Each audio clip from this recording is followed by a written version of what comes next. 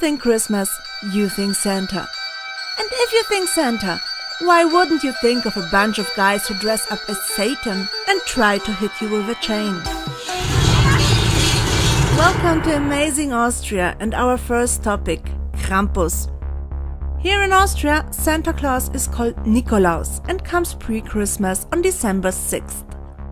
And he doesn't care if you've been naughty or not, because he has a helper who deals with all the kids who did not behave. His name is Krampus, and he's basically the devil. Krampus shows up all over Austria on the eve of St. Nikolaus Day. He's often accompanied by Santa and some angels, and you will most likely meet him on events called Krampuslauf, where the whole village gathers around to meet the not quite friendly Christmas demon. Also, in some areas, he and Nikolaus go from door to door, so there is no point in hiding. If you've been talking back to your parents or not doing your chores, he will find you. Depending on the region, Krampus either carries a birch or a metal chain. And yes, he is going to use it. But still, Austrians love their Krampus. Therefore, you will find a selection of chocolate Krampuses in every supermarket in late November and early December. No Nikolaussackerl, the gift bag St. Nikolaus hands out, is complete without Krampus. And even if chocolate Nikolaus and chocolate Krampus are manufactured by the same company, there is no doubt that Krampus tastes a tiny bit better. There is also another Austrian tradition that is rooted in pagan customs called Schierperchten. Because why just have one diabolic figure to scare your children if you can have two? The tradition of Krampus and the Perchten has mixed in the early 1900s. And now even most Austrians have troubles to tell them apart because they look pretty much alike. So don't mind. And if you get the chance to meet either one of them, just go for it. Hope you enjoyed this video. If so, don't forget to give us a thumbs up and to subscribe. Otherwise, Krampus will haunt you. See you again soon. Thank you so much for watching. Viert euch!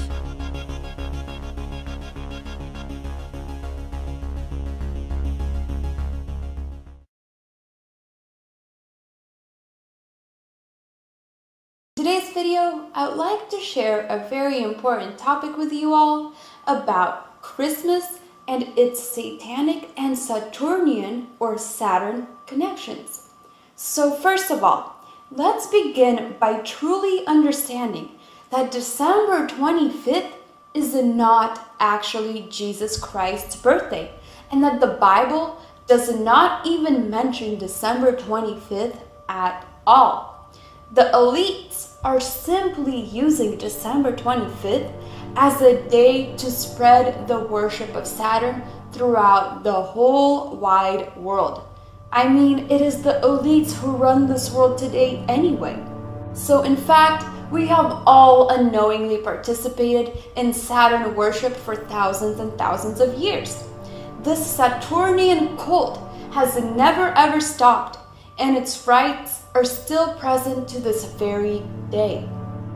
Saturn is now dubbed as the Lord of the Rings, and it is the reason why we exchange rings at weddings or put halos on the heads of godly people, for example. So let's cut to the chase and hop on into it from the very beginning. Since ancient times, sages gazed at the stars and the planets while admiring their heavenly glow and attributing to them godly powers. This is exactly why we see so many connotations in ancient times linking planets to gods. For example, we have the planet Neptune linked to the god Poseidon, Venus linked to Aphrodite, Mars linked to Ares, Saturn linked to Cronus, and etc. Again and again, the ancients asserted a claim that could only appear maddening and preposterous to us in our modern times. But the ancient people declared that the distant planets and stars or the gods of their times. And today, we're specifically going to be talking about Saturn. So the ancients claimed that Saturn is so active in the cosmos that it was regarded by all of mankind as the supreme god and the creator, who is also known as El.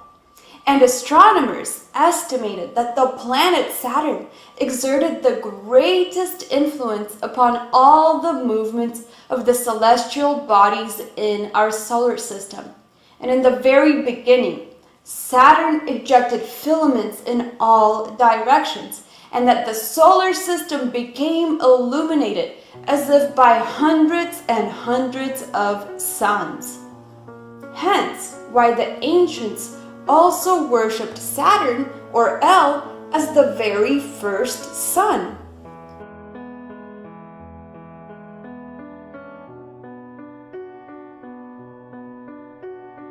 And as strange as it may seem, as difficult as it may be to comprehend, the ancient sun god is not the body we call sun today.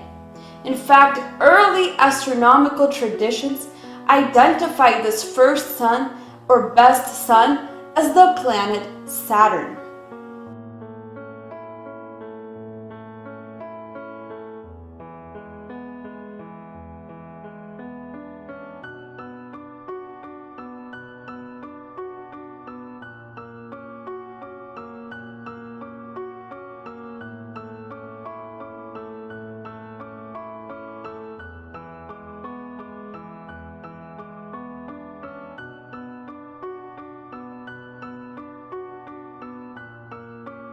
In fact, Saturn is esoterically associated with man's limitations, restrictions, death, and decay. Saturn has also throughout the ages collected various names from different parts of the world and in different languages. But in essence, the ancients have all been worshiping the same deity unknowingly. So if you take a look here at this picture, you could see that the god of Saturn is always and always represented by a very, very old man with a long beard, a sickle, and an hourglass throughout most ancient religions. And Saturn has always also been considered the god of all gods and the most powerful deity no matter which civilizations we look at. Guys, Saturn is El, and this is very important to note. What makes Saturn's identity stand out that much more is the degree to which one nation after another repeated this same El-Saturn connection. So we could see that the Romans called him Saturnus, the pagans called him Pan, while popular Greek traditions identified Saturn as Kronos, the god of all Greek gods, who ruled over the North Pole, had a bad habit of eating all of his children, and who was also the ruler of time. Time being the main factor inevitably leading to the death of us mortals. You could also say that this is where the legend of All-Father Time came from, and that traditional representations of the Grim Reaper originate from the attributes of the same god of Saturn as well. So we could clearly state, before the great flood of Noah, during ancient times, Saturn was regarded by all of mankind as the supreme god and the ruler of all kings. And all occult researchers affirm that Saturn ruled the king of Atlantis and became the divine ancestor of all early patriarchs and kings. The cult has been perpetuated through numerous gods during antiquity and even to this very day. Let's look at some of these Saturnian sun gods from the past.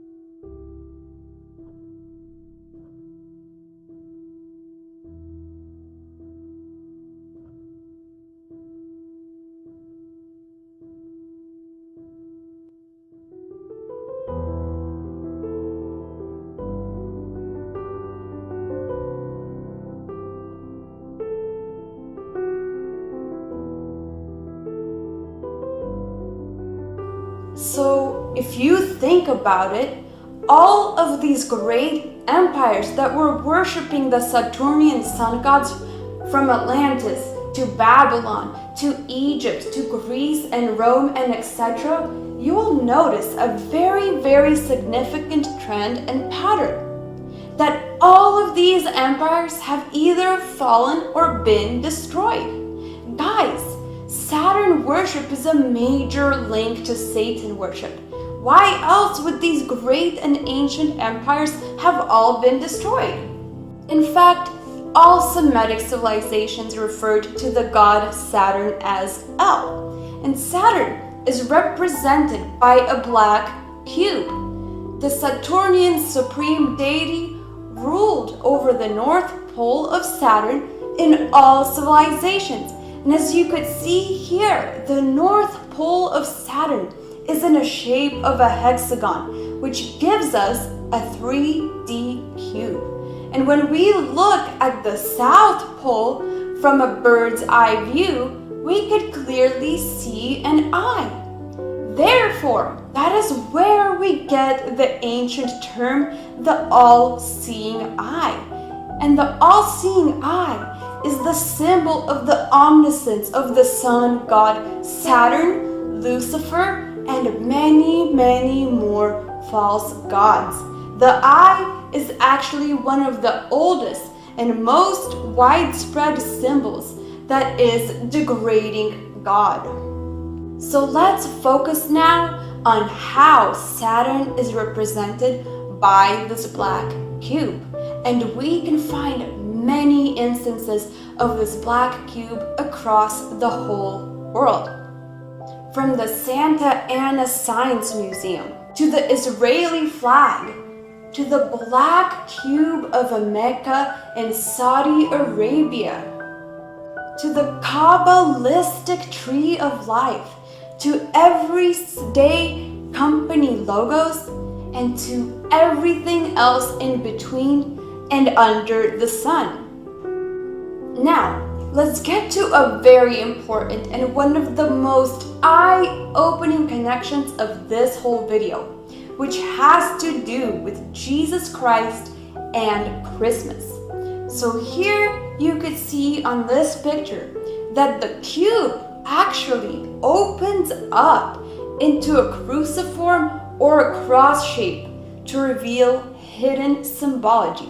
And this is very important to note, my brothers and sisters. And the children of Israel did secretly those things that were not right against the Lord their God.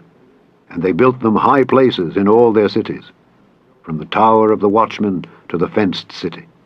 And they set them up images and groves in every high hill and under every green tree. And there they burnt incense in all the high places, as did the heathen whom the Lord carried away before them, and wrought wicked things to provoke the Lord to anger. For they served idols, whereof the Lord had said unto them, Ye shall not do this thing. Yet the Lord testified against Israel and against Judah by all the prophets and by all the seers, saying, Turn ye from your evil ways, and keep my commandments and my statutes, according to all the law which I commanded your fathers, and which I sent to you by my servants the prophets. Notwithstanding, they would not hear, but hardened their necks, like to the neck of their fathers, that did not believe in the Lord their God. And they rejected his statutes, and his covenant that he made with their fathers, and his testimonies, which he testified against them. And they followed vanity, and became vain, and went after the heathen that were round about them, concerning whom the Lord had charged them that they should not do like them. And they left all the commandments of the Lord their God, and made them molten images, even 2 calves, and made a grove, and worshipped all the host of heaven, and served Baal. And they caused their sons and their daughters to pass through the fire, and used divination and enchantments, and sold themselves to do evil in the sight of the Lord, to provoke him to anger. Therefore the Lord was very angry with Israel, and removed them out of his sight. There was none left, but the tribe of Judah only. Also Judah kept not the commandments of the Lord their God, but walked in the statutes of Israel which they made. And the Lord rejected all the seed of Israel, and afflicted them, and delivered them into the hand of spoilers, until he had cast them out of his sight. For he rent Israel from the house of David. And they made Jeroboam the son of Nebat king, and Jeroboam drave Israel from following the Lord, and made them sin a great sin. For the children of Israel walked in all the sins of Jeroboam which he did. They departed not from them, until the Lord removed Israel out of his sight, as he had said by all his servants the prophets. So was Israel carried away out of their own land to Assyria unto this day. And the king of Assyria brought men from Babylon, and from Cutha, and from Ava, and from Hamath, and from Sepharvaim, and placed them in the cities of Samaria instead of the children of Israel. And they possessed Samaria, and dwelt in the cities thereof.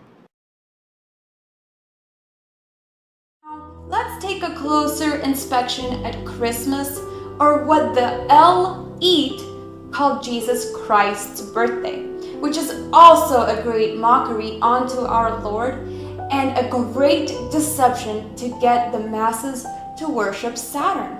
As you might remember, I told you in the very beginning of this video that December 25th is not Jesus Christ's actual birthday. So then you might be asking yourself, then why do we even celebrate Christmas on December 25th? Where did this come from? Well, Christmas actually stemmed from the Roman pagan festival called Saturnalia. Saturnalia, or the worship of Saturn, actually became one of the most popular Roman festivals of its time. It was marked by mischief and the reversal of social roles and norms, in which the slaves and masters switched places. Saturnalia was introduced around 217 BC to raise citizen morale after a crushing military defeat at the hands of the Carthaginians. And Saturnalia celebrations included a school and a work holiday, the making and giving of small presents, and a special market where people could shop for the holidays. Saturnalia was a time to eat, drink, and be merry. Doesn't that sound all too familiar? It was originally celebrated for a day on December 17th, but as Saturnalia's popularity grew, it became a week-long extravaganza, ending on the 25th of December. And it was continued to be celebrated long and long after Jesus Christ's death. When Emperor Constantine established the Christian religion over the Roman Empire in 336 AD, many Romans did not want to give up Saturnalia, and they simply started celebrating Jesus' birthday on the same day, on December 25th. There is another crucial reason as to why celebrating Jesus' birthday on December 25th is a very occult practice. Astrologically speaking, Capricorn is the astrological sign, and it is in the house when Christmas happens on the 25th of December. If we look at Capricorn, we see that Capricorn is represented by a half-goat deity, and that Capricorn is ruled by planet Saturn.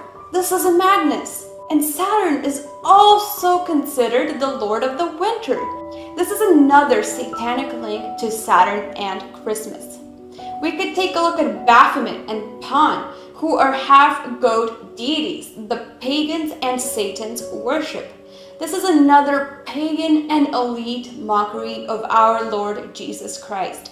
And the concept of Satan and Saturn devouring children is seen in many classic works of art with a devilish horned goat.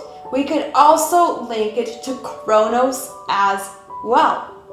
So as I'm sure many of you know, there is a very well-known folk legend associated with Santa Claus that says that he lives in the far north, in a land of perpetual snow, which is the North Pole.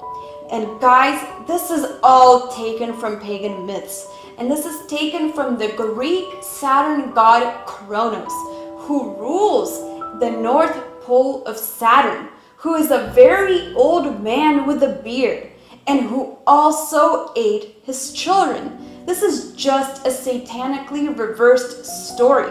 All they did was make Cronus look like a nice guy. They made Cronus into Santa Claus. Cronus was an old man who ate his children and ruled over the North Pole. And now Santa is one who lives in the North Pole, who's very old and likes children and gives them presents. This is satanic reversal propaganda. And this is getting the masses to worship Saturn or Santa Claus instead of Jesus Christ. Guys, you could go so deep into this that if you research it, the links will never stop adding up. And guys, every single Christmas tradition stems from Saturn worship. From mocking and crucifying Jesus Christ on a cube or cross to destroying his birthday. Even though December 25th is not his real birthday, they still try to mock God wherever they see him. Now let's look at some of these occult practices and traditions that we have on Christmas.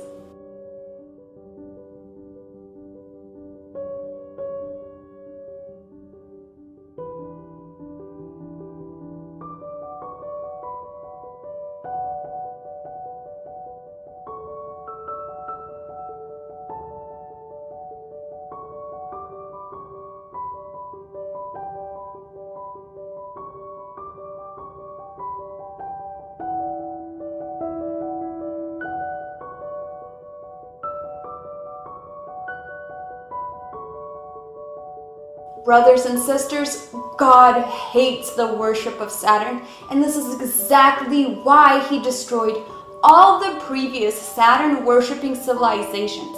And the sad part is, today's civilizations have not learned one thing.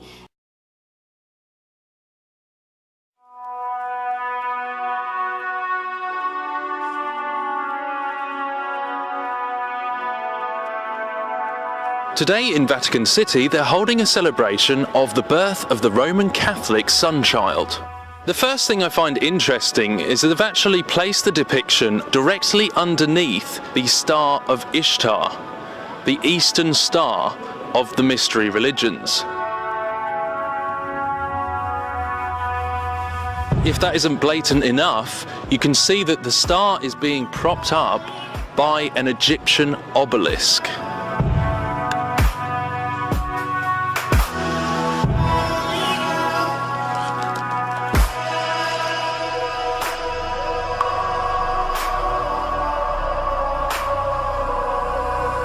So straight off you can see that this is a counterfeit copy, a mirror of the real thing.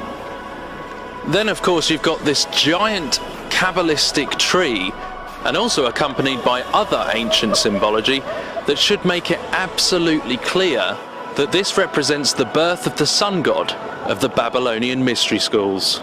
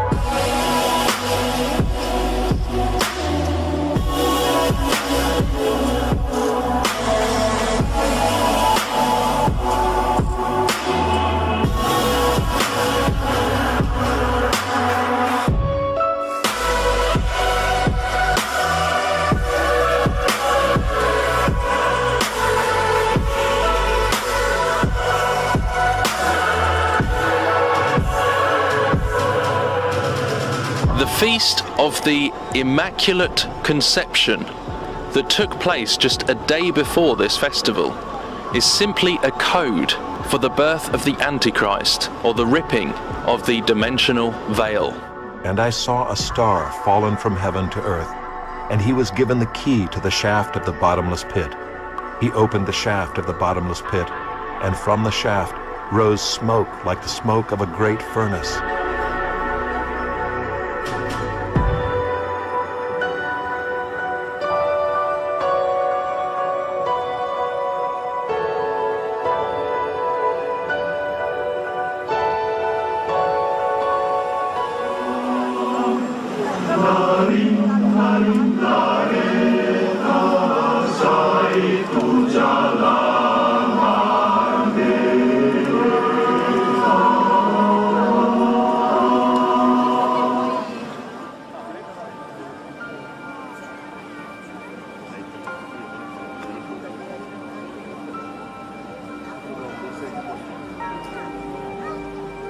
Contessa Lene Tuno Onlus, è per me un onore. È dal 1982 che San Giovanni Paolo II, permettetemi di congratulare a nome di tutti, alla Città del Vaticano e ai fedeli di tutto il mondo, questo grande albero dei nostri amici di Malta. Questo albero proviene dai boschi di una delle tante valli del Trentino.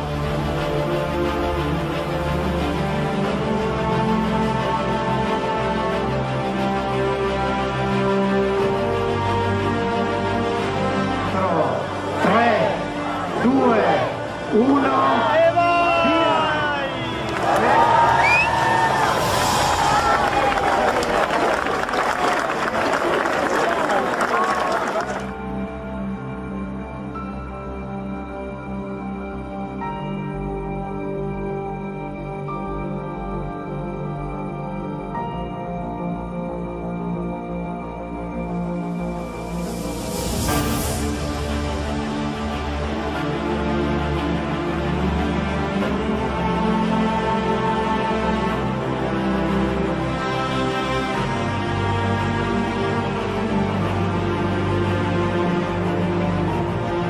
So here I am back in Vatican City.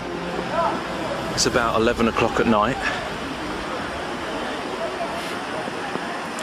So I decided to come back and investigate some more of this symbology. And the point of making these videos is really to warn Catholics, which I want to do more, you know, because there are real Christians in the Catholic Church who are deceived. And this is maybe one of the ways that can help break the brainwashing. The fact that there is hidden agendas going on. And it's not worth getting too deep into that, because it's not deep. This is the things of this world and the things of the enemy are not the deep things. The truly deep things are what it's copying.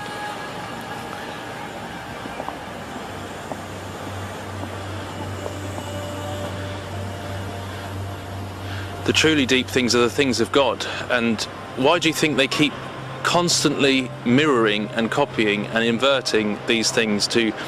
Because it's a religion that is actually at its very heart with the Jesuit conspiracies at the top levels and secret societies. They're trying to break the veil and bring through the Antichrist, like we see in the book of Revelation. It's code for Revelation 9, the Immaculate Conception. Don't forget, when you look at this from above, we're actually in this cradle right now. This circular shape is like a cradle. So don't you think it's ironic that they have the birth of the false Christ in the middle of this cradle of filth, cup of filth, you know, abominations, the things that are exposed about this area, cradle of filth, think about it. And this whole thing here that I'm standing on is a clock. The sundial. So this is a representation of time, cracking through time, through the veil of time and space. So we're in the middle of a sundial and we've got the birth of the Antichrist cracking through time. What does that tell you?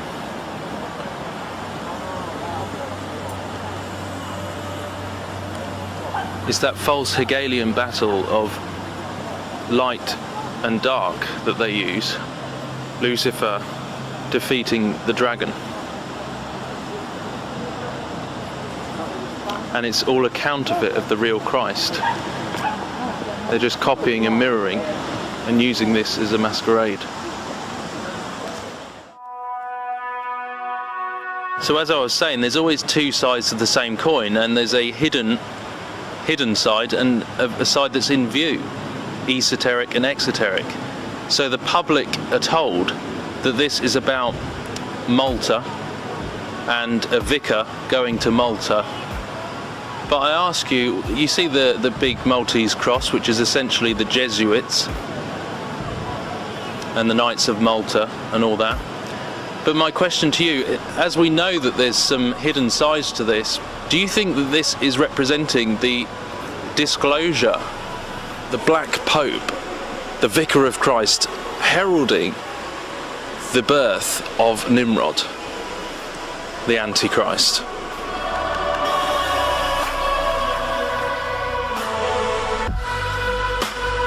And remember, the obelisk represents an antennae, so harvesting energy for the conjuring up of this. And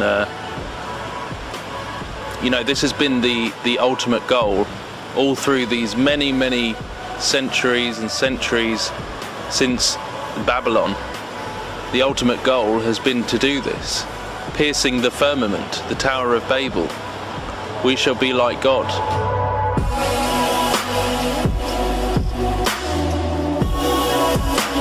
This is the ultimate goal of the mystery schools. So what you're seeing here is a masquerade as Christianity. And that obelisk represents the phallic with the circumcision of ancient Egypt. The false circumcision, the synagogue of Satan. Technically those who say they are Christians but do lie. Because this is all part of the ancient mystery schools of Babylon. It goes back to Babylon and Egypt. What does the Bible tell us about those?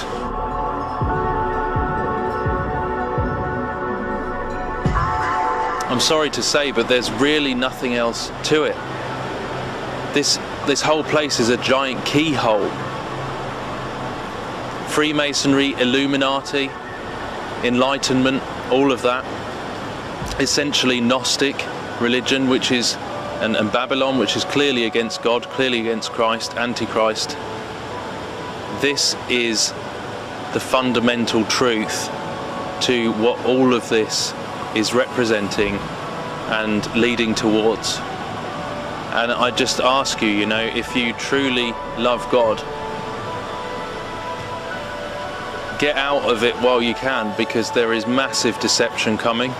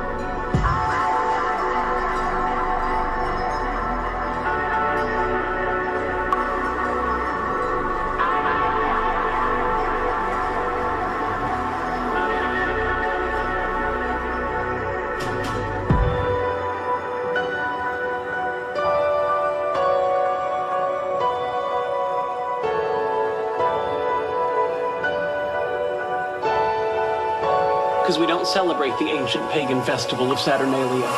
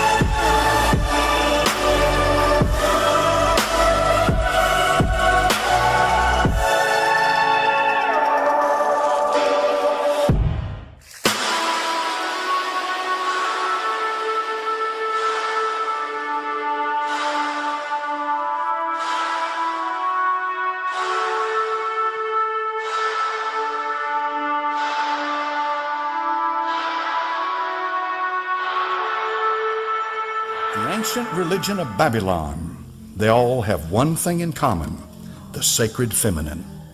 The sacred feminine. The sacred feminine.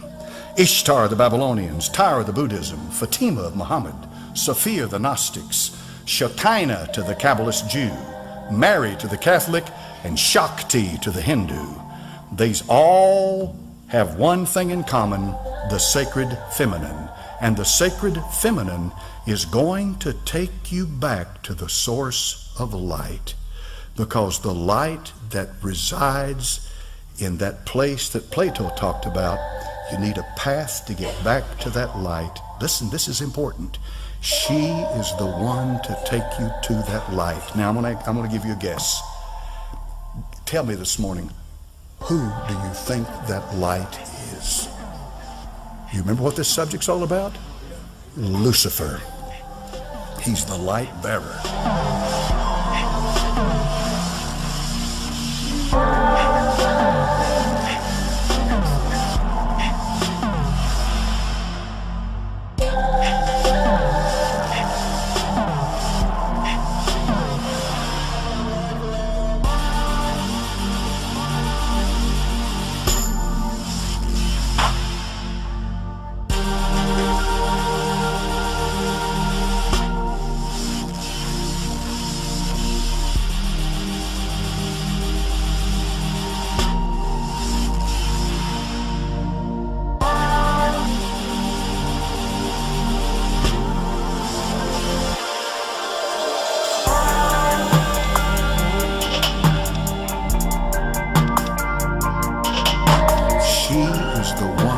Take you to that light.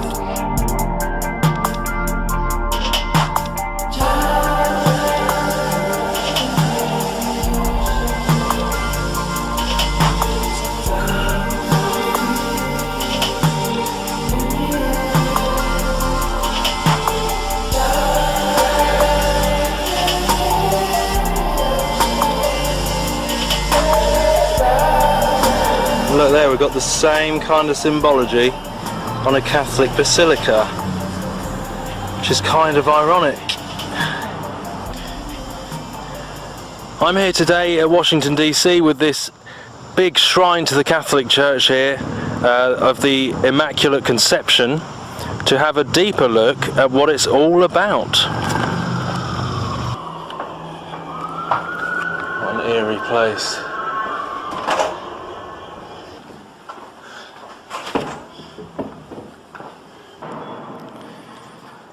So let's go down into the belly, the underworld, where masses take place, into the heart, underneath this, the tomb of this huge temple.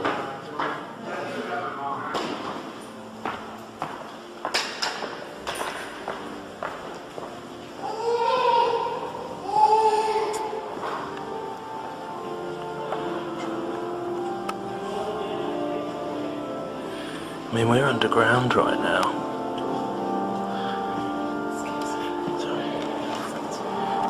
is underground, this is in the belly, underneath the big temple.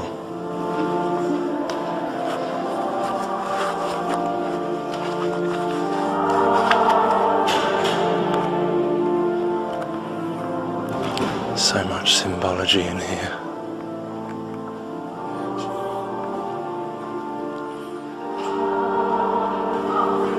The National Shrine of Immaculate Conception. The birth pangs of the New Age, of abominations, ecumenical, one world under Rome.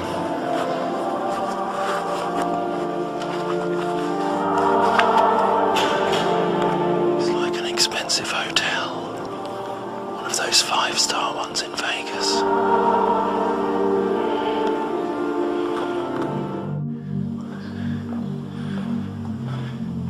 I mean, if that is not revering the Mother,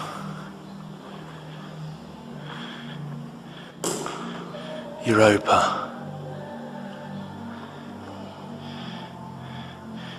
And look at him, I mean, he's bowing. I've heard so many say they don't revere Mary in that way, the false Mary. But he's bowing to this Ishtar, Isis figure. Coming out of the feminine gate. The female birthing womb. I'm sure I don't really need to say too much. It's already pretty obvious what that represents. Well, and there's that hexagon again. This same symbolism, just like the Star of David. The hexagon like we saw in the other place.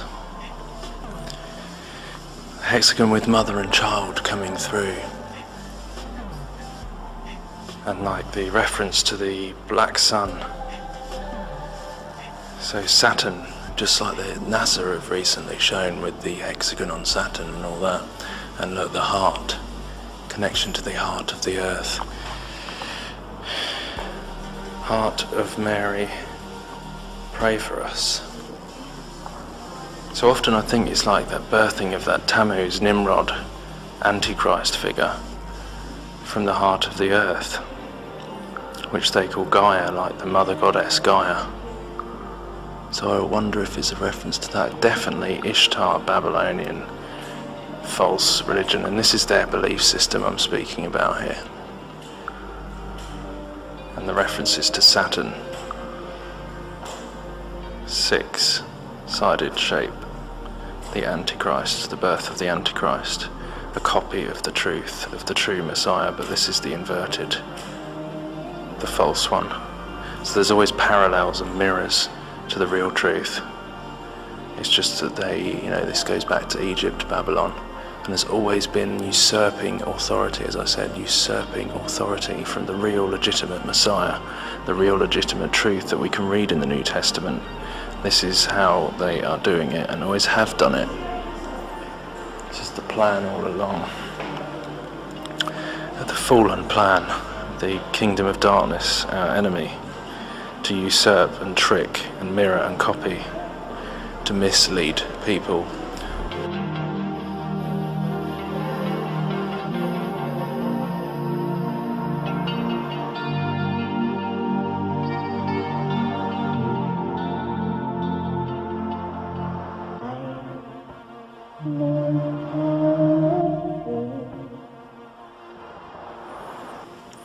Look, pillars and archways, all the same designs as the other places, and she's sitting on a foundation stone there, behind these pillars where the veil would be, like in the Holy of Holies again, same representation, the Mother Goddess, Semiramis, Diana and Child, the false Mary.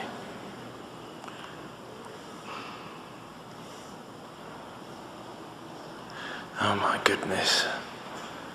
And once again, you see IXXI, which is Roman numerals for 9/11, on the cup. the Frankists and other secret societies, there is this belief that they need to fill up this cup of sin, make people turn to bad, which you can see happening, in order to provoke their Christ to come, which they think is the real Christ.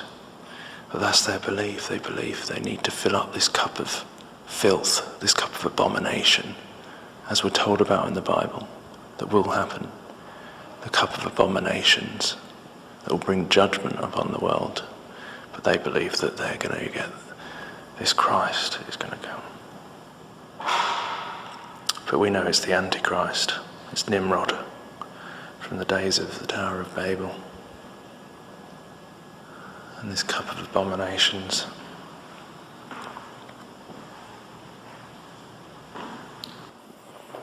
Mate.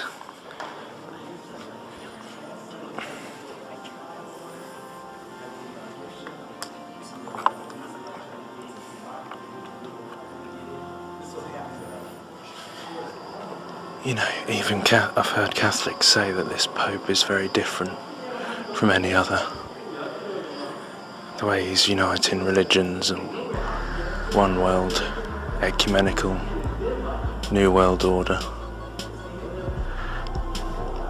You know, the Jezebel spirit usurps authority where it has none. I was thinking about this the other day. The Jezebel spirit usurps authority where it has none. And this is kind of the way this new ecumenical religion, Babylonian New Age religion is working.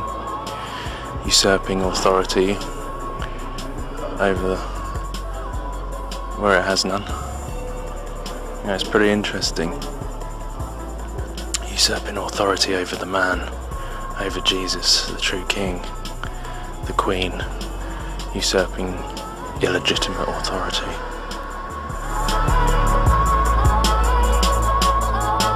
She is the one to take you to that light. Who do you think that light is? Lucifer.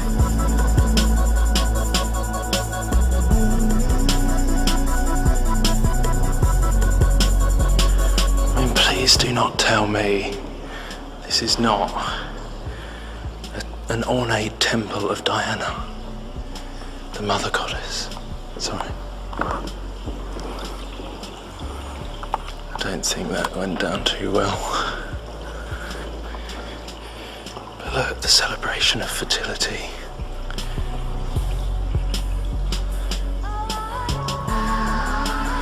The birth of Tammuz.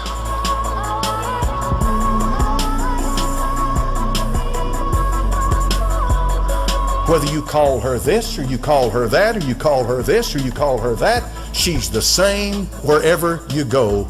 She is the Mother of God. She's the universal life force. Satan is very good at accommodating whatever culture, whatever age, whatever clime you happen to be in. Making a difference to him. He's very good at accommodating it. What I simply mean by that is he'll make you feel comfortable wherever you live in accepting his religion.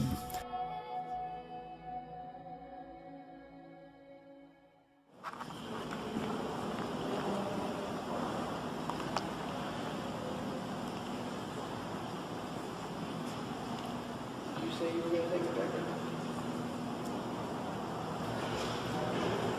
See, look, even here it's saying to receive the scroll and to break open its seals.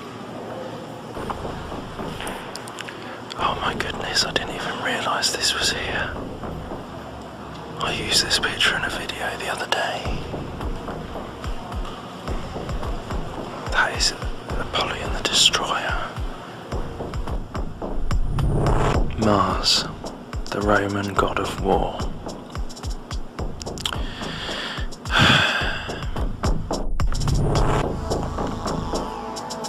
And we've got that same representation of the Holy of Holies type thing, and him raising out of it Apollyon the Destroyer, the Antichrist. That is not Jesus. I don't think it takes much to work out that that's not Jesus.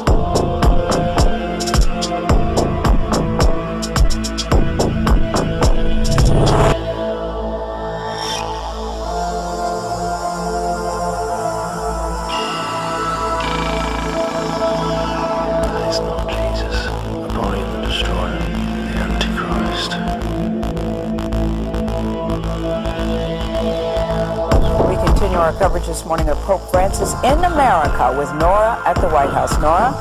Thank you, Gail. You know, Pope Francis is also going to celebrate his first Mass in the United States, and that is at the Basilica of the National Shrine of the Immaculate Conception.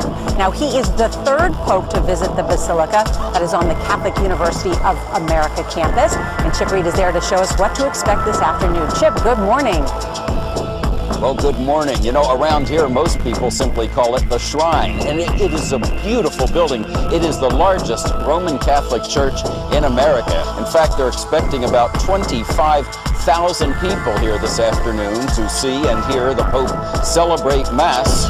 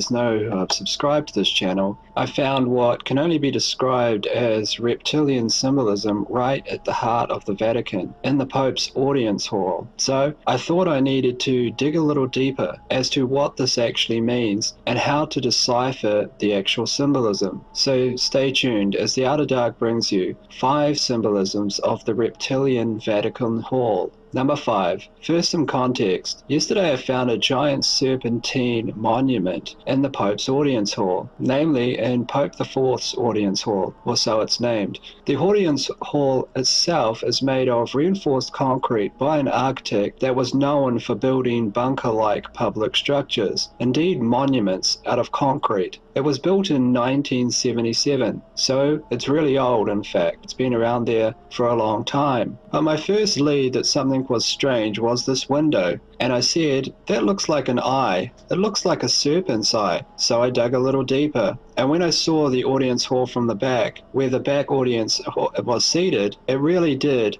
take my breath away, since what was revealed was this right here. That is a giant, massive reptilian face shaped into the direct architecture. Everything from the slits in the eyes to the scales to the fangs, there was no mistake about it. But what's behind this hinted symbolism? And what can we see or glean if we dig deeper? Well, number 4, look at where the Pope is seated. We see him here from the back of the hall, that is in fact seated in the mouth of the serpent or reptilian. In the very mouth. This is symbolic of the Pope being the voice of the serpent, in fact speaking the serpent's words to the audience. This might well shake your faith. That is, if you're a Catholic, which I was. I actually went to Catholic school myself and was an altar boy. But here you can see it in plain view. Clear symbolism, clear evidence that something here is extremely wrong. This image hasn't been photoshopped. This is real. This is built right into the architecture that was designed by those within the Pope's inner sanctum. But there is more symbolism. For this, though, we have to go outside. Number 3. Do you see anything strange here? You're looking at the hall itself. Do you see anything weird? Well, if you look carefully, it looks like the head of a giant snake. Can you see it now? In fact, it's almost unmistakable. You can see the snake's muzzle at the front and you can see its eye. It just looks like a snake. To me, this is yet more connective symbolism that what's going on inside matches the outside. Because since here we can see serpentine architecture with ease. Number 2, let's head back inside and look at what the Pope himself sees. If the Pope is seated where he is, what does he see?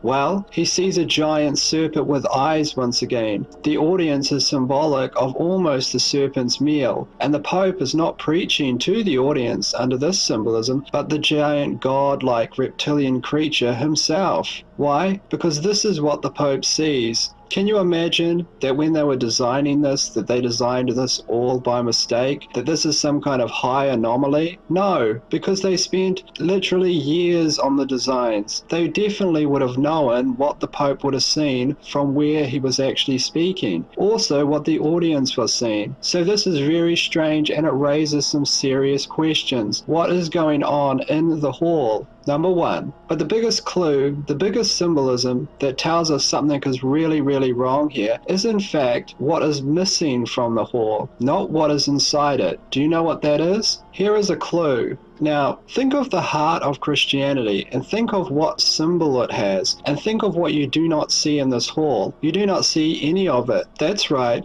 There is no Christian cross. There is no cross in the entire building, at least no large statue, wall hanging, or anything. There's no other real Christian symbolism either. There's no Virgin Mary, there's no Joseph the carpenter. There is indeed nothing anywhere. All of these symbols are missing. But you might say, what about that 10-ton bronze statue that's seated behind the Pope, where, as the Vatican states, Christ is being resurrected from a nuclear apocalypse or a nuclear bomb? To which I would say, this, I believe, is a direct corruption of symbolism. That is, they've taken the former Catholic symbolism of Jesus Christ, and they've displayed it in a corrupted manner, therefore corrupting its meaning. This is just not the way that you display Jesus Christ in any kind of Christianic religious order. You don't display Jesus Christ with massive wings on his back, rising up from an atomic apocalypse. You just don't do this. Look at representations of Christ from the past, just to compare. Take a look.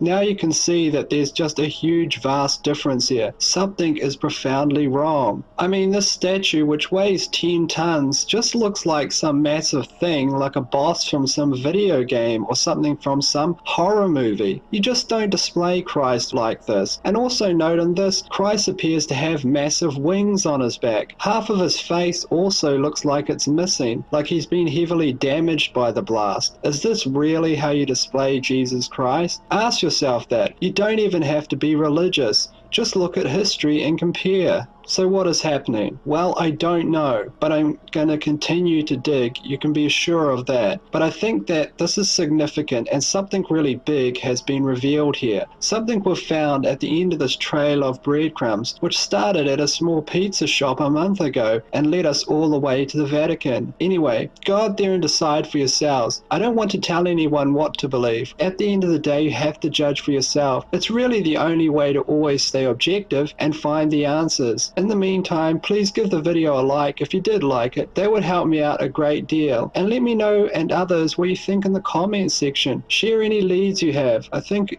right now at a time like this, it's important to stay informed and crowdsource our ideas. In the meantime, this is Ed from The Outer Dark, and until next time guys, I'll see you later.